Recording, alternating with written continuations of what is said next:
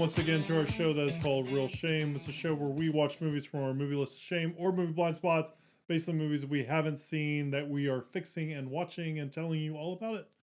I'm Adam. I am Andy. This week, Andy has chosen two movies that I have never seen, never heard of, and they're both movies about auto chases, car chases. A lot of driving. A lot of driving in it. Andy paired the first movie we watched on Monday was a directorial debut of a famous director, Steven Spielberg.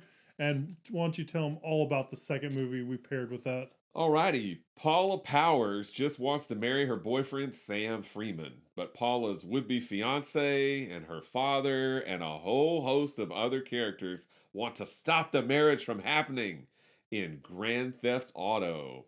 Collins, I'm playing an important polo match today, and Paula had indicated that she would like to come by and observe my prowess sometime.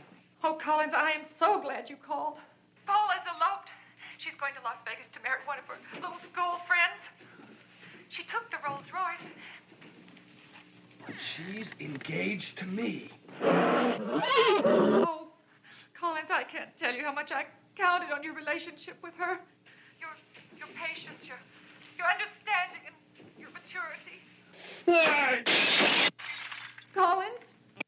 So Grand Theft Auto came out in the summer of 1977. It is the directorial debut of a person who would go on to be a famous director. He already was a famous actor. He started out as a child actor on doing a lot of television, specifically the Andy Griffith Show. Yep. He played Opie. And then he went on to be an actor in the television series Happy Days. He played Richie Cunningham. Days. His name is Ron Howard. This was Ron Howard's first film that he directed, and it is the only film to date that he has both directed and starred in. Oh. Every other film that he's directed, he does not appear in. His brother Clint does. His brother Clint appears in like all of them as a cameo. But Ron Howard is actually only an actor in this film that he directed. He still does do some acting, I think, from time to time, and he does like the narration of Arrested Development and stuff like that, but he does not appear in the films that he has directed, except for this one. This movie is also a family affair because it was written by Ron with his father, Rance Howard.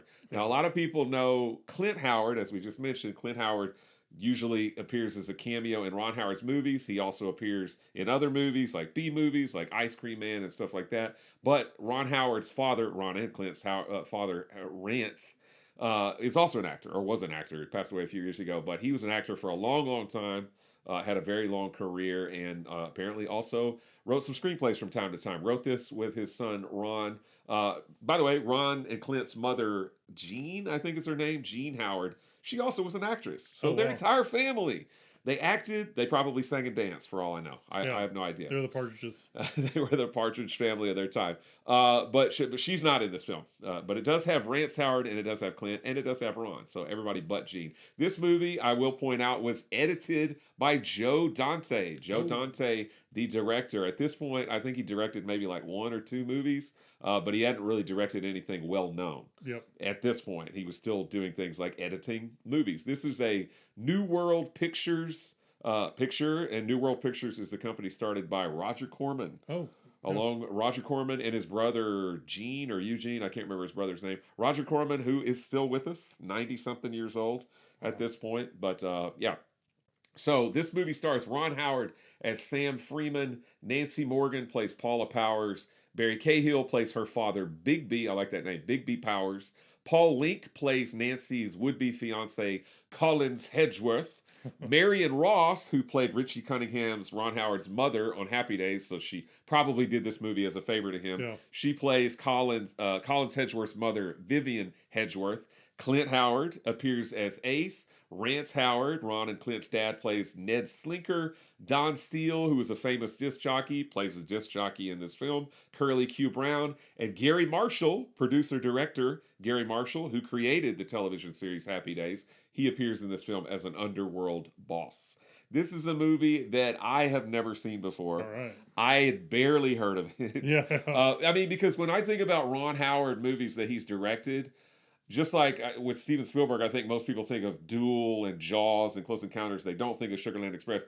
I think of Splash and Yep. like Night Shift and stuff that Cocoon. Gung Ho, Cocoon, Yeah. things that he did in the 80s and beyond. I don't ever think of Grand Theft Auto. And again, I've never seen it. This is a film that you've never seen as well Yep. and never heard of. Nope. Yeah, so we're familiar with the video game Grand Theft Auto, Yeah, but we are. neither one of us really familiar with this film. So this is a first-time watch for both of us, but you get to go first since you know. didn't know anything about Grand Theft Auto. Did you find this movie entertaining, or did you wish it would just crash and burn?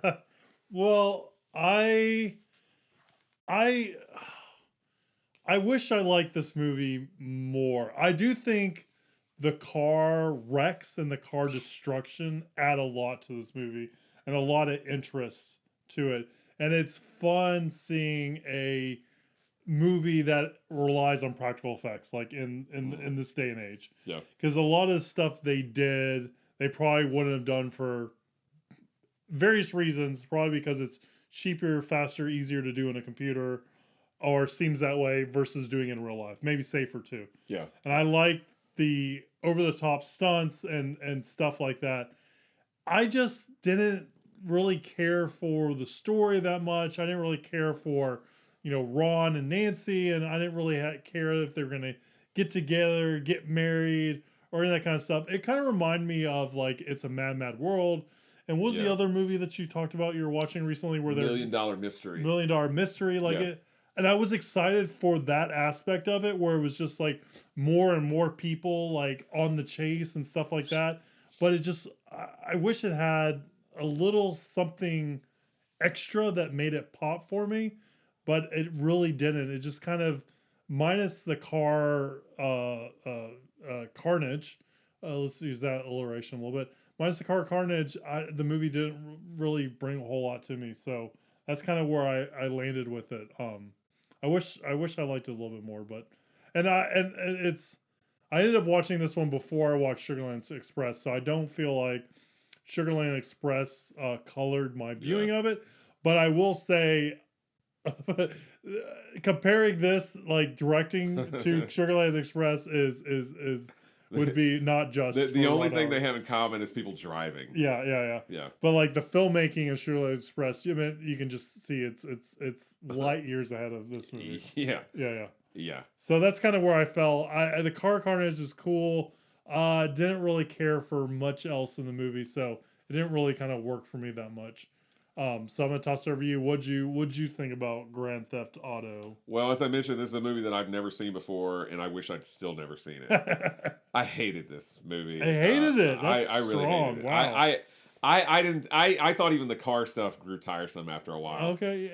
I agree with you, and I also thought this could work if it was more of like It's a Mad World or $1 Million Mystery or something like that, where they're all out to get some money, they're all trying to find something like that. But this movie grew so tiresome so quickly for me, with people just running to go chase after somebody. Because sometimes they're chasing after Sam and Paula, sometimes they're chasing after the people that are chasing them. Sometimes and it's just like it wore so thin so quickly. It was monotonous a little bit. Monotonous, and I agree with you. This movie has virtually no story. I mean, Rance and Ron wrote it together, and I'm like, what was it, like half a page? Yeah. Like, was it just like boy and girl want to get married, people chase them, the end? Like this, because that's pretty much it is. There's nothing more to it. Yeah, I mean, there's nothing more to it. And I think poor Joe Dante, who edited this, had his work cut out for him, because it seemed like they didn't get all the coverage that they needed. Mm-hmm. There's a lot of stuff that looked very choppy to me, like spatially. Like, wait,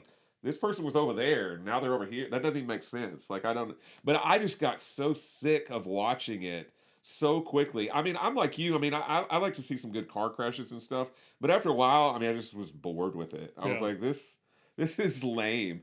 I think the only time I was actually amused in the movie, like I actually kind of laughed some, is there's the one guy who's like just inexplicably like throwing dynamite at everything. And at one point, like he just goes crazy and he sees a fruit stand and he's like, he says something. I couldn't make out what he says. I think he says something like fruit salad or something. Yeah, like that. he's like fruit salad. He's like friggin' fruit salad. And he throws and it just blows up the fruit stand just for no reason whatsoever. I thought that was funny because it was so random. But Other than that, yeah, I mean, I didn't really care about Ron Howard. I didn't really care about Nancy Morgan as Paula Powers.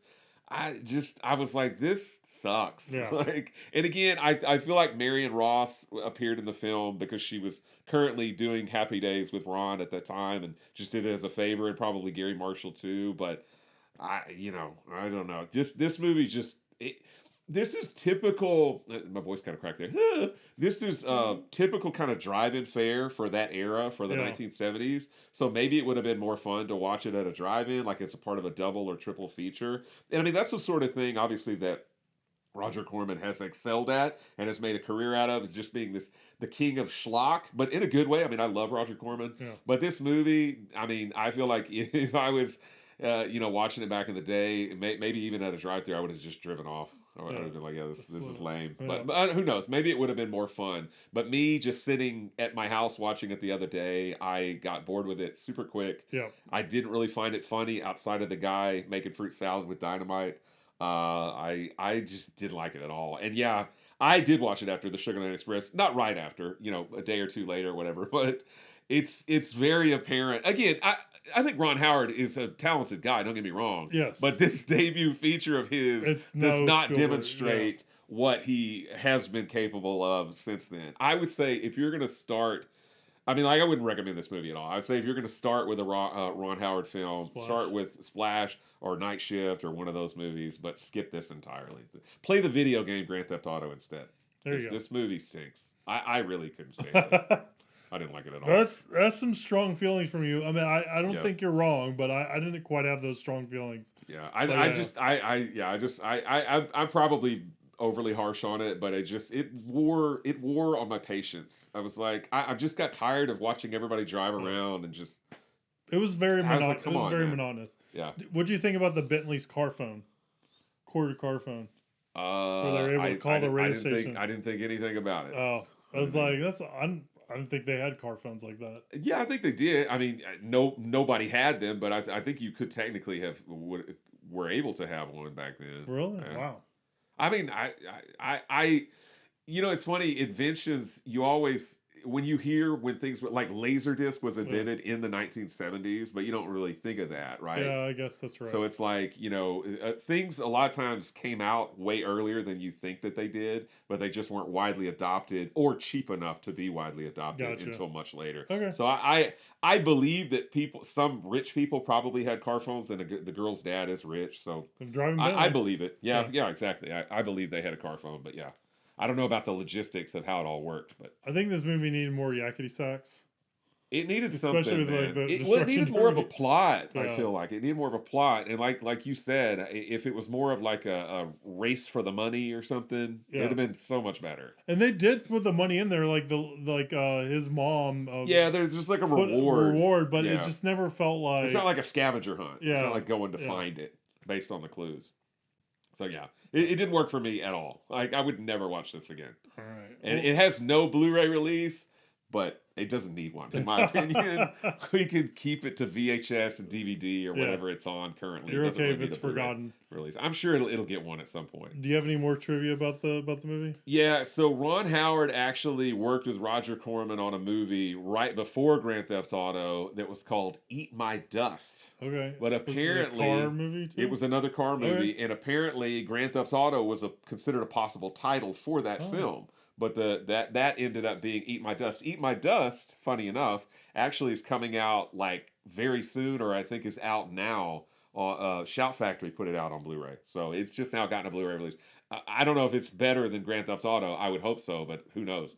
But yeah, Ron Howard, whenever he worked with Roger Corman, he had already started writing or had written this script with his dad, and he was like, "Hey, Roger, help me make this movie, help me finance this movie." And Roger Corman said, "If you'll do Eat My Dust with me, then I'll help you make your movie." And so that's how this movie came to be. That's cool. And yeah, Grand Theft Auto was basically a secondary title for Eat My Dust that wasn't used, so they ended up using it for this movie. This piece of crap. This movie is only 27% fresh on Rotten Tomatoes, 34% audience. Roger Ebert gave it 2 stars. Leonard Maltin gave it 2 stars. I think that's too high, honestly. But it seems like most people are with us where it's not great. Not a very great debut for Ron Howard. He's done Yes. much better since then. Much better, much better. Yeah. Yeah. So that's everything Grand Theft Auto and more. On these Wednesday episodes, we like to answer viewers' questions. This movie is edited by a famous director, so we decided to pick his filmography and talk about what are our favorite Joe Dante movies. Yes, so apparently looking at his filmography, he did a movie called Hollywood Boulevard the year before Grand Theft Auto. So he had a motion picture that he had directed under his belt, but it wasn't until 1978 where he would come out with a movie that got him a lot more acclaim, and that's Piranha. We've done Rock and Roll High School Yep. on the show, and on IMDb it lists him as uncredited director. I don't know who is credited. I don't remember. But we've done The Howling. Whenever we did our month of Halloween, I remember us talking about The Howling, Yes. which we thought I think the creature effects on that were pretty cool, but the movie The itself story was yeah. And I know it's got a lot of fans, so I think we're in the minority on that. He's done Gremlins, he's done Gremlins 2, The New Batch, Matinee with John Goodman. He's one of those guys that, just like with Tobe Hooper, and John Carpenter, even even probably Wes Craven. The later you get in their career, I feel like I'm missing a lot. Like Burying the X from 2014 is the last movie that he's done. He's done a lot of television since. Doesn't even sound like apparently it. did Nightmare Cinema. I didn't see that. I don't even know what Burying the X is. Yeah, I think I've seen the poster, but I've never seen it. He did a movie called The Hole is that Thor Birch? Who's in that? Yeah, nope. Haley Bennett, not Thor Birch. I don't know. I've never seen it. But early in his career, all those movies I just mentioned, the Gremlins movies, Inner Space, Explorers with Ethan There's Hawke. another hole with Thor Birch. Oh, okay, that's It what came I out was, in that's what I was thinking 2001. of.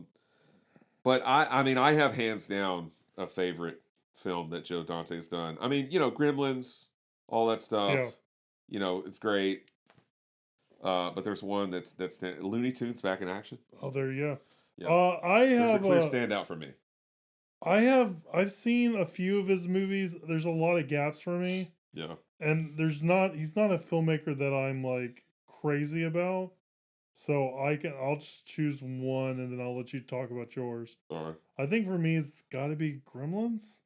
Like I think that's just such a classic. Can't go wrong with that. I mean, I think some other movies that were probably as beloved, I haven't seen. Like I haven't seen Explorers, I haven't seen Inner Space, I haven't seen The Burbs. So I have seen Toy Soldiers or Small Soldiers. Saw that in theaters. Me too. But I think for me it's got to be Gremlins, just almost by default. Yeah. But I like it. I remember seeing it, and Gremlins 2, New Batch is also I think on par with Gremlins. So that's where I'm going. Yeah, I saw that there's like a Gremlins cartoon now. Did you see that? It's like the most recent thing on IMDb. Yeah. The Secrets of the Mogwai. Yeah. What the hell is that? I've never heard of it. Yeah, it's like animated. Oh, I'll have to check that out. I wonder when it comes out. I'm not sure. It's got James Wong in it. Or Hong. Sorry, Yeah, not James Wong. Hong, Yeah, yeah. James Hong. Yeah, that's awesome. So for me, the Joe Dante movie that I've seen more than any other, more than even Gremlins, that I absolutely adore is The Burbs, with Tom Hanks and Bruce Dern and Corey Feldman and Rick Dukeman, and Carrie Fisher. I've seen that movie so many times. Like it's one of those movies I can sit down and quote as it's playing. Oh wow. Yeah, That's cool. I've seen it a lot. I feel like it was not very critically well received when it came out in 1989, but it has definitely found an audience on home media, on VHS, DVD, and the like. I feel like a lot more people saw it, after the fact. They didn't see it in theaters, including me. I didn't see it in theaters, but I definitely saw it like on VHS or whatever back in the day, and I've owned it on at least DVD and Blu-ray. I think I have a couple of different versions of it on Blu-ray, like different companies that put it out, but I've seen it maybe quite a few times. Awesome. Love The Burbs. Yeah, I need it. It's on my list. I need to check it out at some point. It's a lot of fun. It's one of those movies that because they're all kind of neighbors on the street, and like a weird neighbor moves in, but all the neighbors, they're all friends, and they all know each other, and they go over to each other's house. It has like a really cool little feeling like that. Everybody knows each other, and they're like, who's that weird people that, these weird people that moved in? So they're kind of trying to figure out like what these people are up to and what they're all about. It's fun. It's a lot of fun. Yeah. All right. Yeah, I'll have to check it out. So, that's our favorite Joe Dante. Joe Dante movies. Oh, where's my head at? Yeah. That's our favorite Joe Dante movies. Let us know what your favorite Joe Dante movie is. Is it The Howling? Is it The Burbs? Is it Inner Space? Let us know. Leave a comment down below if you're watching this YouTube. And let us know. We appreciate it. And also let us know what your thoughts are on Grand Theft Auto. Are we missing the bus on this one or not? I don't think so. Let us know. It doesn't seem like we are, but we might be. We'd really appreciate it. And while you're there, please like, subscribe, share, do all that social media stuff. It really does help, and we really do appreciate it. And stay tuned next week as we watch some movies from Andy's List of Shame. And we'll see you soon, guys. Have a good one. Bye.